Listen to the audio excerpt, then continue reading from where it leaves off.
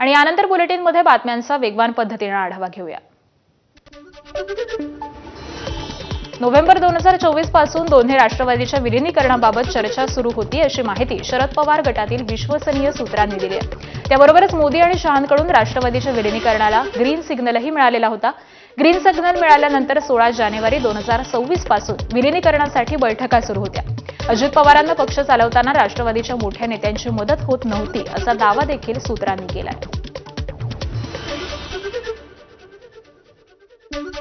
November 2024च्या हिवाळी अधिवेशनापासून चर्चा सुरू। जयंत पाटील आणि अजित पवार यांच्यात अनेक बैठका। 5 ऑक्टोबर 2025 रोजी अहिल्यानगरमधील सभेत अजितदादांची अमित शहांसोबत चर्चा। पंतप्रधान मोदींसोबत चर्चा करून सांगतो, शहांनी अजितदादांना सांगितलं। 14 नोव्हेंबर 2025 पंतप्रधान मोदींकडून अजित पवारांना ग्रीन सिग्नल। मुख्यमंत्र्यांशी बोलून घ्या, मोदींचा अजित पवारांना निरोप। मी वरच्या नेत्यांशी बोलतो, मुख्यमंत्री फडणवीसांकडून दादांना संदेश। वरिष्ठ नेत्यांकडून होकार आल्याची मुख्यमंत्री फडणवीसांची दादांना माहिती। सर्वांशी चर्चा केल्यानंतर मुख्यमंत्री फडणवीसांकडून ग्रीन सिग्नल। महापालिका निवडणुका झाल्यानंतर विलीनीकरण जाहीर करा, मुख्यमंत्र्यांच्या सूचना। मुख्यमंत्र्यांच्या सूचनेनंतर 16 जानेवारी 2026 ला पुन्हा बैठक। 16 जानेवारीला अजित पवार, रोहित पवार, हर्षवर्धन पाटील, अमोल कोल्हे, सुप्रिया सुळे, जयंत पाटील यांच्यात बैठक। 16 जानेवारीलाच मुंबईत अजित पवार, सुनील तटकरे आणि सुप्रिया सुळेंची बैठक। 17 जानेवारी 2026 ला शरद पवारांना विलीनीकरणाबाबत कळवण्यात आलं। दरम्यान कृषी प्रदर्शनासाठी सर्व नेते हे एकत्र आलेले होते। विलीनीकरणाची चर्चा करायची असती तर आमच्या नेत्यांनाही बोलावलं असतं असं वक्तव्य हे भुजबळांनी केलंय। ठीक आहे, परंतु जर तुम्ही तिथे मगाशी सांगितल्याप्रमाणे कृषी प्रदर्शनासाठी आलेली ही सगळी मंडळी होती आणि इथून फक्त अजितदादा होते, ते बारामतीचे असल्यामुळे, त्यामुळे आमच्यापैकी इतरांना कोणाला तिथे जाण्याचा प्रश्नच नव्हता ना। आणि अचानक अशी काहीतरी तिकडे मिटिंग होणार हे कोणाला माहिती होतं। आणि मग असं काही घालायचं असेल तर तिकडचे जशी 7-8-10 माणसं, तसे इकडचे 2-4-5 माणसं बसून एकत्रित त्याचा काय तो निर्णय घ्यायला पाहिजे आहे आणि मग आपण बोलायला पाहिजे। असं आहे की पुढे काय होणार याबद्दल मी काही सांगू शकत नाही आणि राजकारणामध्ये उद्या काय होणार हे काही सांगू शकत नाही। आता हे जे काय चाललं होतं अचानक असं अजितदादाचं काही होईल असं काही वाटलं का आपल्याला? आता काही लोक सुनेत्राताईंबद्दल बोलतात। इंदिरा गांधींना सुद्धा ज्या वेळेला त्या पदावर प्रमुख बसवलं त्यावेळी काय ती गुंगी गुडिया पण ती गुंगी गुडिया जी आहे तिने देशाला आणि जगाला चमत्कार दाखवले। त्यामुळे आपण सगळ्यांनी जे आम्ही तर ठरवलं की सुनेत्राताईंच्या बरोबर काम करायचं, त्यांना सहकार्य करायचं, त्यांच्या नेतृत्वाखाली जे काही आता पुढे ठरेल सगळे नेते बसून ते होईल। दरम्यान दोन्ही राष्ट्रवादीच्या विलीनीकरणाबाबत सकारात्मक निर्णय झाला होता। बैठका देखील पार पडल्या होत्या। या बैठकांमध्ये दोन्ही राष्ट्रवादीचं विलीनीकरण करण्यात येणार असल्याचं देखील ठरलेलं होतं असं वक्तव्य हे राष्ट्रवादी शरदचंद्र पवार पक्षाचे आमदार जितेंद्र आव्हाड यांनी केलंय।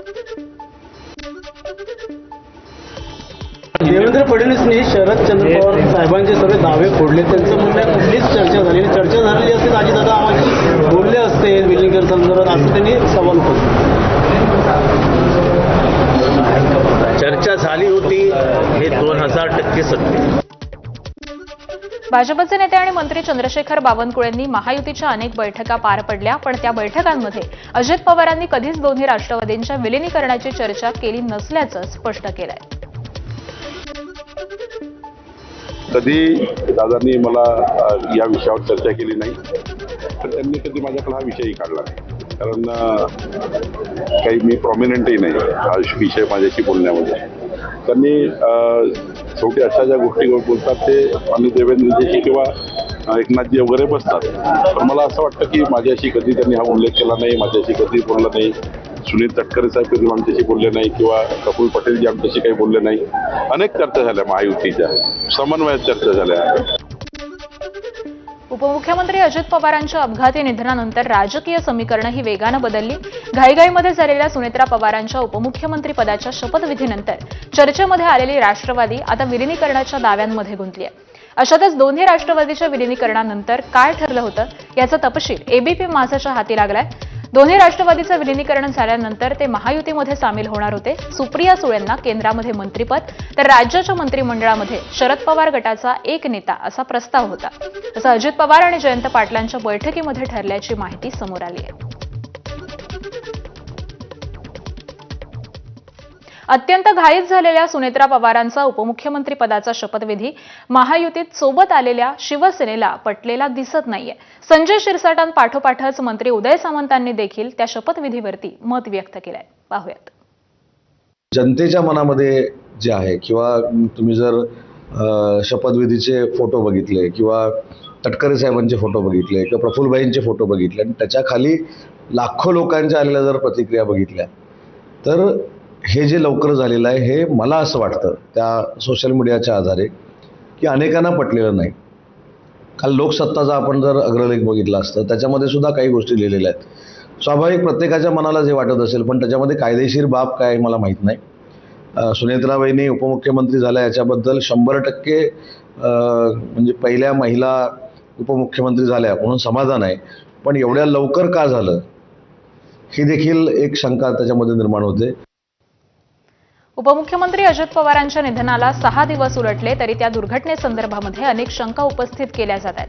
राष्ट्रवादी आमदार अमोल मिटकरींनी दादांच्या मृत्यूसंदर्भामध्ये घातपात झाला का असा सवाल उपस्थित केलाय. दरम्यान दिवंगत उपमुख्यमंत्री अजित पवारांच्या विमान अपघातासंदर्भामध्ये चर्चेसाठी सरकारनं 1 दिवसाचं विशेष अधिवेशन बोलवावं अशी मागणी राष्ट्रवादीचे आमदार अमोल मिटकरींनी केली आहे. दरम्यान या संदर्भामध्ये लवकरच मुख्यमंत्री आणि उपमुख्यमंत्र्यांची भेट घेऊन ही मागणी करणार असल्याचं अमोल मिटकरी म्हणाले. सोबत आमदार मिटकरी आहेत. सर, तुमच्या नवीन ज्या मागण्या या संदर्भातल्या काय आहेत? ब्लॅक बॉक्समधला डेटा सार्वजनिक झाला पाहिजे. कॅप्टन कसे बदलले गेले, कोण मूळ होतं, कोण प्रवासात होतं, हे सुद्धा महाराष्ट्राच्या समोर आलं पाहिजे. कागदपत्र का जळाली नाहीत, ती तशीच मारामार इतस्त का दिसतात पसरलेली.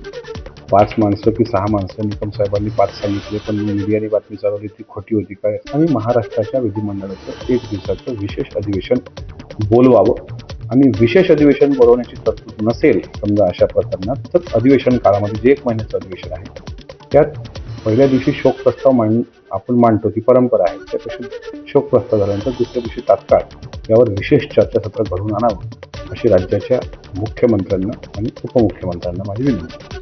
संदर्भात केंद्रीय विमान वाहतूक मंत्री असतील किंवा केंद्रीय गृहमंत्री असतील यांना भेटणार असल्याचं म्हटलं होतं, त्यांची अपॉइंटमेंट वगैरे मागितली का? आमच्या पक्षाच्या सर्व गटनेत्या आणि आता ज्या राज्याच्या पहिल्या महिला उपमुख्यमंत्री आहेत त्या सुनेत्राबाईंची मी भेट घेणार आहे. त्यांना सगळं हा माझ्याकडे जे काही पुरावे आहेत ते दाखवणार आहे आणि त्यांनी जर मला आदेश दिला तर मी स्वतः दिल्लीला जाऊन या दोन्ही मुख्य नेत्यांची भेट घेणार. फार मोठ्या प्रमाणात चर्चा जी आहे तुम्ही मांडलेल्या मुद्द्यांवर राज्यात मी आरोप केलेलेच नाही आहेत, मी शंका व्यक्त केलेल्या आहे आणि त्या शंकेचा धागा धरत राजकीय लोकांनी त्यात आरोप केले की राजकीय हेतूने प्रेरित आहेत. मी शंका उत्पन्न केल्या. अखेर हे रहस्य राहू नये, महाराष्ट्रामध्ये समोर सत्य यावं जेणेकरून भविष्यात असा हे आता होणार तर नाहीच आहे पण असं नुकसान महाराष्ट्राचं होऊ नये, कारण हे न भरून निघणार नुकसान आहे. अजित पवारांच्या मृत्यूची सर्व उत्तरं शोधण्यासाठी किंवा त्याच्यावर सर्व प्रश्नांची उत्तरं देण्यासाठी विधानसभेचं विशेष अधिवेशन बोलवण्याची मागणी केली आहे. उमेश शरोणे, एबीपी माझा अकोला. उपमुख्यमंत्री सुनेत्रा पवार आज दिवसभर बारामतीमध्येच असणार आहेत. मंत्री नितेश राणे आज बारामती इथल्या सहयोग निवासस्थानी पवार कुटुंबियांचे सांत्वनपर भेट घेणार आहेत. तसंच दुपारी 4 वाजल्यापासून पवार कुटुंबीय हे बारामतीकरांना सांत्वनपर भेटीसाठी उपलब्ध असतील. तर अजित पवारांच्या अस्थिकलशाचं दर्शन हे बारामती तालुक्यातील सुपे, माळेगाव आणि बारामती शहरामध्ये ठेवण्यात येणार आहे.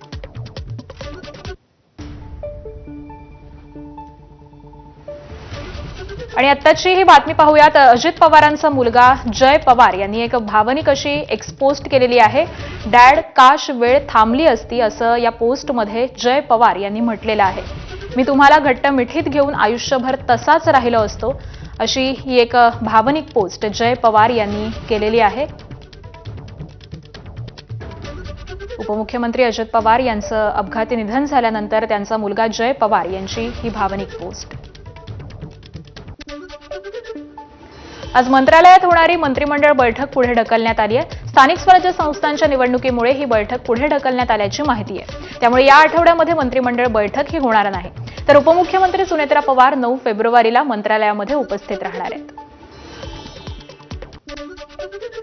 चंद्रपूरमध्ये काँग्रेसला अंतर्गत गटबाजीमुळे मोठा फटका बसण्याचे संकेत आहेत. काँग्रेसच्या वडट्टीवार गटाची गटनोंदणी ही कालही होऊ शकलेली नाहीये.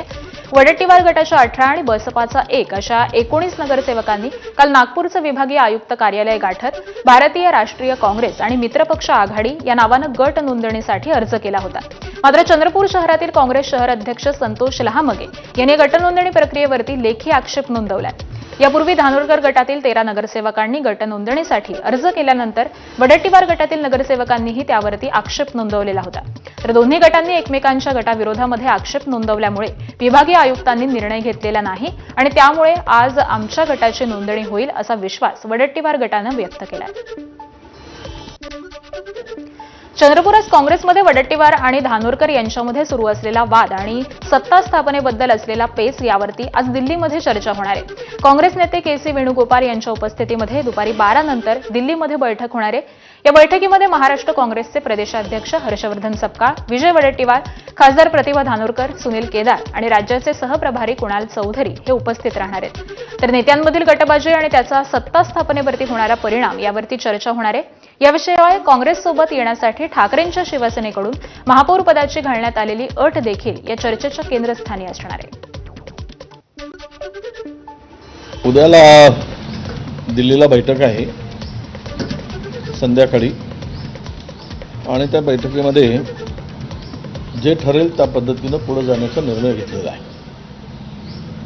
आणि राहिला गट तर आमचे लोक सगळे गटस्थापनेसाठी आग्रही आहे नगरसेवक, कारण 5 तारखेला नॉमिनेशन आहे, वेळ कमी आहे. त्यामुळे आजच्या गटस्थापनेच्या संदर्भात मी जरा हायकमांडशी चर्चा करून पुढचा निर्णय घेणार आहे. चंद्रपुरातील वडट्टीवार आणि धानोरकर गटातील वाद हा चांगला चर्चेत असतानाच आता राजकारणाला नवं वळण मिळण्याची शक्यता आहे. ठाकरेंच्या शिवसेनेचे चंद्रपूर जिल्हाध्यक्ष संदीप गिऱ्हे यांनी महापालिकेमध्ये भाजप आणि ठाकरेंची शिवसेना एकत्र येऊ शकते असं विधान केलं. निवडणुकीपूर्वी काँग्रेसशी आघाडीसाठी संपर्क साधला होता, मात्र काँग्रेसला आमची गरज नव्हती. त्यामुळे स्थानिक पातळीवरती वेगळा निर्णय घेण्याचा आम्हाला अधिकार असल्याचंही त्यांनी स्पष्ट केलं आहे. आमची पण इच्छा काँग्रेससोबत जायची आहे, पण काँग्रेसला आम्हाला सोबत घ्यायची नाही ना. आम्ही तर इलेक्शनच्या अगोदर सुद्धा त्यांना बोलवतो आम्हाला युती करून आम्ही समोर जाऊया, परंतु त्या टायमाला पण त्यांनी आम्हाला युती नाकारली. त्याच्यामुळे स्थानिक पातळीवर आम्ही वेगळे लढलो. आम्ही वंचित बहुजन आघाडी आणि शिवसेना आम्ही 2 पक्ष वेगळे लढलो. त्याच्यामुळे आता स्थानिक पातळीवरती आम्हाला अधिकार आहे का आम्ही स्थानिक पातळीवर काय निर्णय घ्यायचा. तर रायगडमध्ये शिवसेना आणि राष्ट्रवादीचा संघर्ष शिगेला पोहोचलाय. रायगड जिल्हा परिषदेची निवडणूक ही शिवसेना स्वबळावरती लढतीये. प्रचार सभेतून शिवसेनेचे नेते राष्ट्रवादी काँग्रेसवरती निशाणा साधतायत. लोकसभेला राष्ट्रवादीला मतदान करून आम्ही पाप केलं असं मंत्री भरत गोगावलेंचे सुपुत्र विकास गोगावले यांनी म्हटलंय. त्याबरोबरच रायगडच्या राजकारणात सर्व काही होईल, पण राष्ट्रवादीसोबत युती होणार नाही अशीही टीका त्यांनी केली.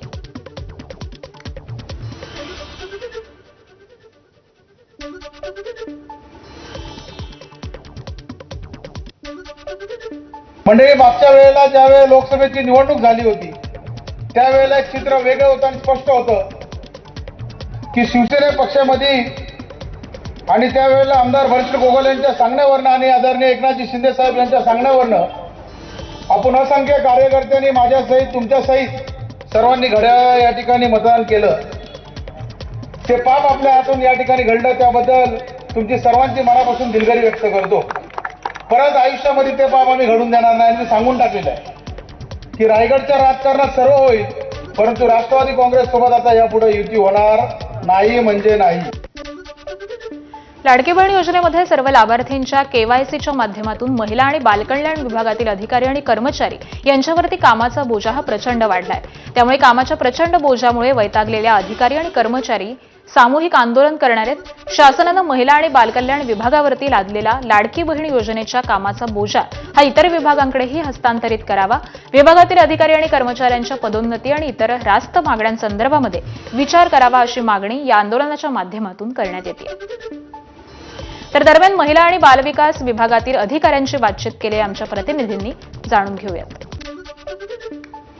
लाडकी बहीण योजना असेल किंवा इतर सर्व योजना ज्या असतील त्याच्या अंमलबजावणीमध्ये अनेक अडचणींना महिला व बालविकास विभागातील अधिकारी आणि कर्मचाऱ्यांना सामोरं जावं लागत आहे आणि त्यामुळे एक राज्यव्यापी आंदोलन जो आहे तो या विभागातील अधिकारी आणि कर्मचाऱ्यांनी सुरू केलेला आहे। सर, नेमकं काय नाराजी आहे?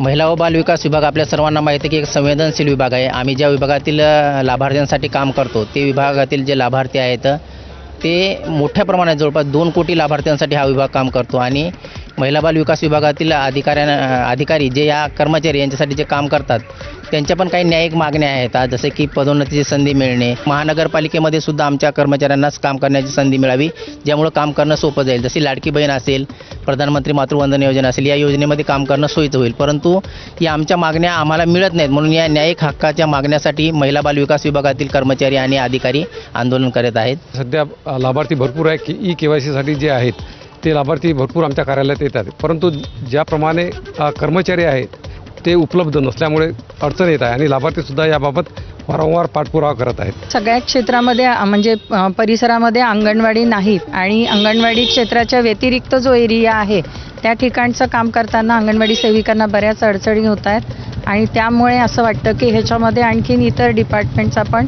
सहभाग असावा, जसा की सुरुवातीच्या काळामध्ये घेतला गेला तेव्हा आपण अगदी दिवसरात्र काम केलं ह्याच्यात, तर त्याच पद्धतीने आताही जर हे काम झालं तर मला वाटतं निश्चितच हे काम लवकरात लवकर पूर्ण होईल। काळ्या फिती लावून निषेध केला जात आहे, मात्र टप्प्याटप्प्याने हा आंदोलन वाढवला जाणार आहे आणि 12 फेब्रुवारीनंतर काम बंद आंदोलनाला सुद्धा सुरुवात होणार आहे। कॅमेरामॅन अतुल हिरडेसह रजत वसिष्ठ, ABP माझा, नागपूर। आणि एक मोठी बातमी पाहूयात। गरीब शेतकऱ्यांची सरकारकडून कर्जमाफी केली जाणार आहे। शेतकरी कर्जमाफीचा दिलेला शब्द सरकार नक्की पाळेल असा विश्वास महसूल मंत्री चंद्रशेखर बावनकुळे यांनी व्यक्त केला आहे। फार्म हाऊस धारक किंवा धनदांडग्या शेतकऱ्यांचा विचार न करता वर्षानुवर्ष शेतामध्ये राबणाऱ्या गरीब शेतकऱ्यांसाठीच कर्जमाफीचा निर्णय घेतला जाईल असं त्यांनी स्पष्ट केलेलं आहे। ते धाराशिव जिल्ह्यातील येणेगूर इथल्या प्रचार सभेमध्ये बोलत होते। गाड़ी घोड़ा बंगला मजदूरी कार है, फार्म हाउस है, मोठे मोठे घर बांधलेले आहेत, धनदांडगे शेतकरी आहेत, त्यांच्याबद्दल आम्ही विचार केला नाही, पण जो गरीब शेतकरी, मध्यमवर्गीय शेतकरी आहे, 40 वर्ष शेतामध्ये राबराब मेहनत करतो आहे, पण त्याचं कर्ज कमी होत नाही, कर्जावर व्याज, व्याजावर पुनर्व्याज, व्याज एवढं चाललंय की शेतकरी आत्महत्येचा विचार करतो आहे, शेतकऱ्याला आत्महत्याकडे जाऊ द्यायचं नाही आणि म्हणून मध्यमवर्गीय गरीब शेतकऱ्यांचं कर्ज माफ करण्याचा निर्णय आपलं सरकार करणार आहे।